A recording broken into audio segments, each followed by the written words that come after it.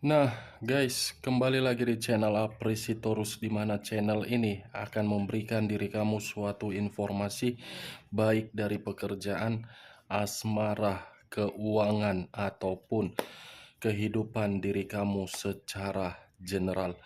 Sebelum saya memberikan suatu informasi dari beberapa aspek yang saya katakan tadi, saya juga mengingatkan kepada teman-teman, informasi yang saya berikan terhadap diri kamu bukan suatu acuan untuk kamu ambil dan untuk kamu terima. Saya hanya bisa memberikan diri kamu suatu informasi berdasarkan kartu yang saya pegang ini. Diri kamu hanya bisa berencana terhadap kehidupan kamu, akan tetapi di balik dari informasi dan perencanaan tersebut, lagi-lagi yang menentukan adalah Sang Pencipta. Sebelum saya mengambil satu persatu kartu yang saya pegang ini secara acak, saya juga mengingatkan kepada teman-teman, apabila ketemu dengan channel saya, agar menekan tombol subscribe-nya dan menyalakan loncengnya supaya next video saya lebih semangat untuk memberikan suatu informasi baik terhadap kondisi energi kamu, manusia yang selama ini kamu prioritaskan, serta pihak ketiganya. Oke, Wak Geng, sama seperti biasanya, saya tidak memiliki topik atau judul yang akan saya bahas atau yang akan saya angkat, tetapi saya akan berusaha untuk memberikan informasi atau cerita dari setiap kartu yang akan saya ambil nanti. Apakah kartu tersebut akan bersifat positif atau negatif? Kita langsung saja. Saya akan mengambil beberapa kartu, di mana kartu yang akan saya ambil nanti bisa saja bersifat resonate, bisa saja tidak bersifat resonate. Semuanya saya kembalikan terhadap pola pemikiran kamu. Semuanya saya kembalikan terhadap kondisi energi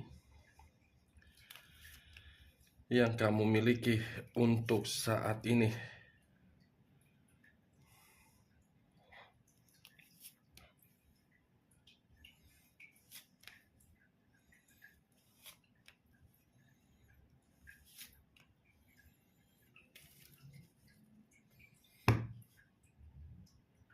Nah, guys, di depan saya ini sudah ada beberapa kartu yang sudah saya ambil secara acak satu persatu dari tumpukan kartu yang saya pegang tadi. Apakah informasi atau cerita di balik dari kartu yang ada di depan saya ini akan bersifat positif atau kebalikannya? Kita langsung terhadap kartu pertama. Muncul kartu ini. Sekali lagi saya mengatakan, muncul kartu yang saya pegang ini. Di mana kemunculan kartu yang saya pegang ini seperti memberikan suatu isyarat dan berbicara terhadap kondisi satu energi, yang dimana kondisi energi tersebut untuk saat ini saya melihat dan saya merasakan sepertinya ada satu bentuk pergerakan, tetapi bentuk pergerakan ini seperti sudah tidak mau lagi untuk membebani suatu pemikiran, yang dimana kondisi pemikiran itu sudah terlalu lama untuk menerima berbagai keadaan yang terlalu kecewa. Kalau saya mencoba untuk mengarahkan kartu yang saya pegang ini terhadap posisi energi manusia atau pihak lain, serta mengesampingkan satu energi yang saya katakan tadi, kartu ini seperti memberitahukan ketika ada perjalanan yang disebut dengan komitmen, perjalanan komitmen itu dilakukan tetapi diputuskan secara sepihak hanya karena sesuatu hal yang tidak masuk akal. Apa yang barusan saya katakan bisa saja mengarah terhadap posisi energi kamu, dan apa yang barusan saya katakan bisa saja mengarah terhadap posisi energi manusia tersebut. Tetapi sebelum saya memberikan suatu informasi terhadap kemunculan kartu yang saya pegang ini, terlebih dahulu saya akan mengarah terhadap diri kamu sebelum saya mengarah terhadap manusia tersebut. Sebelum saya mengarah terhadap manusia itu, terlebih dahulu saya akan mengarah terhadap diri kamu. Di mana ketika diri saya mengarah terhadap posisi energi kamu, baik secara pemikiran, perasaan, ataupun sisi batin kamu. Mungkin dari ketiga aspek yang saya katakan tadi, kondisi batin kamu dan kondisi perasaan kamu benar-benar sudah kecewa dan benar-benar sudah terluka. Dari kata terluka dan kecewa, mungkin kamu sudah tidak mau lagi memberikan pemikiran kamu itu berupa pemikiran yang terbebani. Itu yang saya lihat, walaupun memang di satu sisi pemikiran kamu ini belum bisa berpikir secara jernih, setidaknya kamu tidak memberikan beban. Karena yang saya lihat, komitmen kamu itu hanya memberikan diri kamu suatu kesimpulan, tetapi kesimpulannya bukan berupa kebahagiaan. Bukan merupakan kebahagiaan, tetapi luka yang begitu sangat tersiksa. Kartu pertama yang saya pegang terdiri dari 8 cawan, yang dimana 8 cawan ini seperti memperjuangkan, berkorban, tetapi tidak memiliki arti dan makna. Kalaupun memiliki arti dan makna, karena bisa saja ada tujuan, tetapi tujuan tersebut diciptakan atas kehendak diri sendiri, bukan diciptakan dari komitmen yang dijalankan. Itu yang saya lihat. Benar atau tidak perkataan saya tadi, tergantung bagaimana diri kamu untuk menanggapinya. Tetapi kalau saya berbicara dari sisi lainnya, Wak Geng, mencoba untuk tidak membahas bagaimana kondisi pergerakan energi kamu, tetapi lebih mendominasi terhadap manusia yang meninggalkan diri kamu, saya rasa kartu yang saya pegang ini seperti memberitahukan kepergian dia, seperti apa ya? Seperti memberitahu bahwasannya dia tidak bahagia. Kepergian dia hanya untuk mendapatkan suatu pengaruh emosional. Kepergian dia justru memberikan diri dia berbagai luka. Kepergian dia justru menempatkan posisi dia di dalam kondisi kekecewaan. Kepergian dia seakan-akan mencari satu perjalanan hidup yang dimana perjalanan hidup itu tidak mendapatkan ketenangan. Muncul 5 cawan. 5 cawan, 8 cawan. Kalau saya mencoba untuk mengambil satu cawan dari kelima cawan ini, satu cawan yang saya ambil ini seperti memberitahukan terhadap diri saya bahwasannya diri dia di luaran sana tidak baik-baik saja. Diri dia di sana merasa kehilangan. Diri dia di sana merasa bersedih. Diri dia di sana merasa seperti menderita. Diri dia di sana seperti mendapatkan suatu keadaan yang dimana keadaan tersebut sama sekali tidak membuat suatu perkembangan.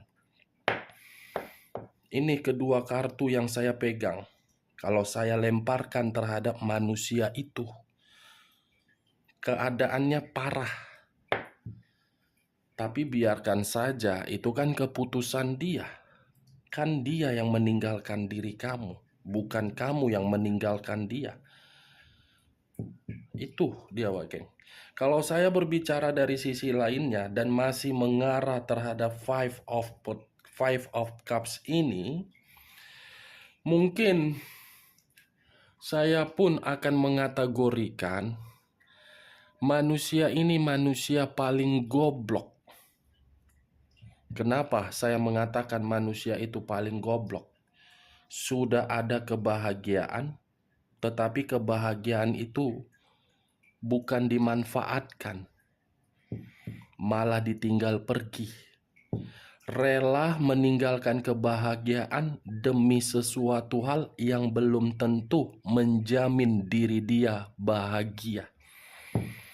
Rela mengubah suatu kondisi yang dimana kondisi tersebut penuh dengan keberuntungan, kesejahteraan, kebebasan hanya untuk kesenangan semata. Ini Dewa geng. Dari kondisi penyesalan, manusia itu seakan-akan mencoba untuk flashback kembali. Wah, ternyata kondisi di masa lalu terlalu memberikan kenangan yang begitu sangat indah daripada kehidupan untuk saat ini, yang dimana kehidupan itu tidak indah. Sekalipun kehidupan itu indah untuk dinikmati, lagi-lagi karena ada yang diberi. Itu yang ada di dalam pemikiran dia ketika diri dia mencoba untuk flashback kembali. Tetapi dari sisi lainnya, kartu Five of Cups ini seperti menggambarkan yang dimana manusia itu benar-benar menerima berbagai konflik ketika diri dia sudah mengambil satu keputusan untuk meninggalkan diri kamu. Muncul kartu The Tower. Sekali lagi saya mengatakan muncul kartu The Tower. Di mana kemunculan kartu The Tower ini, kartu yang berbicara terhadap unsur tanah berlambangkan 3 zodiak: Capricorn, Taurus, dan Virgo.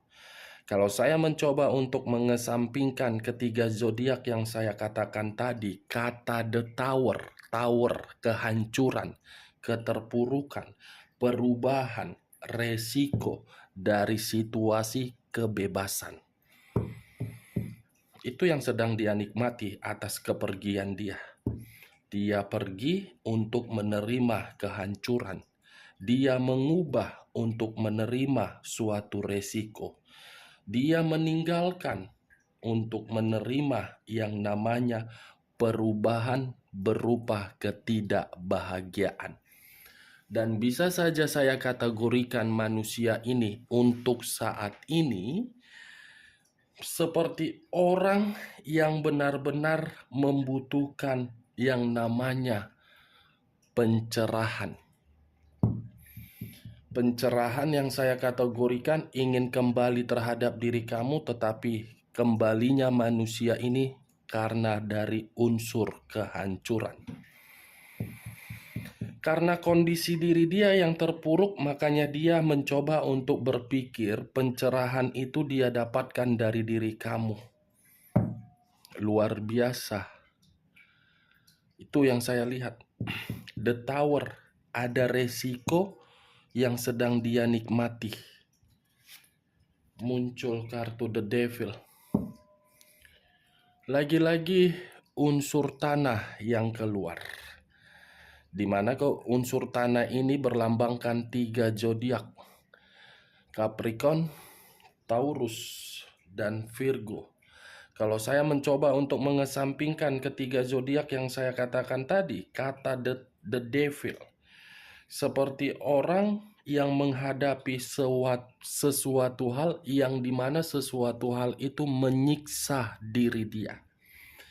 Seperti orang yang dimana posisinya dianggap sebagai budak hanya untuk memberikan berbagai fasilitas terhadap berbagai orang, tetapi dari sisi kenyataan sebenarnya tidak mampu.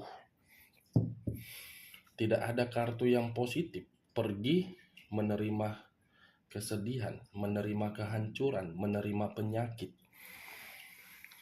Kukira kau pergi, kau bahagia. Rupanya kau pergi, justru kehidupanmu malah zrep, hancur. The Devil, kartu keempat. Kartu iblis. Kartu iblis. Saya yakin, saya percaya manusia ini memang jagonya untuk memanipulatif. Tetapi ketika manusia ini jago untuk memanipulatif, kata memanipulatif itu sedang dia terima dari orang lain agar manusia ini hanya dimanfaatkan. Nih dia, geng. Seperti ada orang yang mengendalikan kehidupan dia untuk saat ini ketika dia pergi meninggalkan diri kamu. Seseorang yang mengendalikan dia inilah yang membuat kondisi kehidupan dia hancur. Saya tidak bisa mengatakan siapa yang mengendalikan. Karena kalau saya mengatakan pihak ketiga yang mengendalikan, bisa saja di luar dari pihak ketiga. Kalau saya mengatakan dari pihak keluarga yang selalu memberikan berbagai doktrin, bisa saja di luar dari pihak keluarganya. Ada seseorang, itu saja yang bisa saya katakan, Wak Geng. Cukup kuat seseorang ini, cukup jahat seseorang ini, cukup arogan seseorang ini, cukup egois seseorang ini, cukup keras kepala seseorang yang mengendalikan diri dia. Berarti secara tidak langsung kamu sudah diuntungkan untuk saat ini, walaupun bersedih. Secara tidak langsung kepergian dia sudah membuat diri kamu diuntungkan. Jadi diri kamu tidak usah memikirkan manusia itu yang sudah pergi. Kepergian dia membuat diri dia penyakit. Muncul 2 pedang. Terdiri dari 2 pedang. Kiri dan kanan, kanan dan kiri. Kalau saya mencoba untuk mengambil satu pedang dari kedua pedang tersebut, satu pedang yang saya ambil seperti memberitahukan terhadap diri saya kehidupan dia penuh dengan keputusasaan, kehidupan dia penuh dengan kebuntuan. Jadi kalau diri kamu mempertanyakan, kenapa kakak selalu mengatakan kehidupan dia hancur terpuruk padahal dia sudah mau menikah, dia bahagia, dia seperti ini. Coba kembali pertanyaan itu kamu pikirkan secara logika kamu. Apakah manusia itu ketika bersama dengan diri kamu pernah berbicara jujur? Kamu saja bisa dimanfaatkan. Kamu saja bisa dibohongi. Kamu saja bisa dibodoh-bodohi. Apalagi satu posisi yang dimana posisi tersebut hanya kamu lihat sekedar formalitas. Kamu belum memeriksa secara detail. Apa yang terlihat itu hanya sebagai umpan agar diri kamu merasa sakit hati dan tidak terima. Tetapi kalau kita kembali dari kondisi batin, kita tidak mengetahui apakah batin itu benar-benar terlihat dari apa yang dia berikan atau mungkin tersiksa. Karena sejauh apapun, sekuat apapun saya menerobos, pasti saya akan mengatakan kondisi batin itu selalu bergejolak. Karena kondisi batin tidak sama dengan pemikiran. Pemikiran masih bisa dikendalikan oleh pergerakan energi. Tetapi kalau dari kondisi batin, energi tidak bisa mengendalikannya. Karena batin itu bergerak sesuai dengan naluri. Naluri yang diberikan oleh Sang Pencipta. Kalau batin mengatakan tidak ada kondisi kebahagiaan, pasti akan memperlihatkan dan mempertunjukkan dari ekspresi wajah. Seakan-akan wajah itu tidak nyaman. Itu dia geng. Buntu, penyakit, hancur, bersedih akibat kepergian dia sendiri dengan cara memutuskan hubungan sepihak terhadap diri kamu. Muncul kartu The High of Priestess. Tadi saya mengatakan kondisi batin, keluar sendiri kartunya. Saya tidak tahu apakah ini suatu sinyal atau kebetulan. The High of Priestess, suatu kata yang dimana lebih mendominasi terhadap pergerakan intuisi. Secara tidak langsung, intuisi yang saya katakan ini masih mengarah terhadap diri kamu. Walaupun kondisi diri dia sudah pergi meninggalkan diri kamu, tetapi ini manusia masih memantau diri kamu. Walaupun kepergian dia membuat kehidupan dia hancur, manusia ini masih memikirkan diri kamu. Itu yang saya lihat, ini kartunya.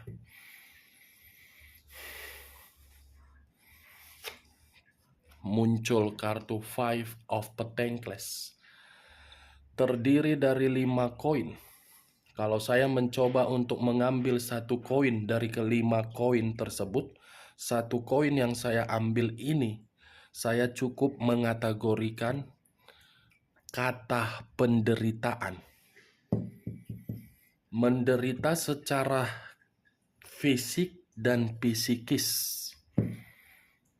Begitu juga terhadap keuangan. Benar-benar menderita manusia ini dengan keputusannya sendiri. Itu dia geng. Dan yang lebih parah, manusia ini yang saya lihat, yang saya rasakan sedang sakit. Benar-benar sedang sakit. Four of Swords. Terdiri dari 4 pedang.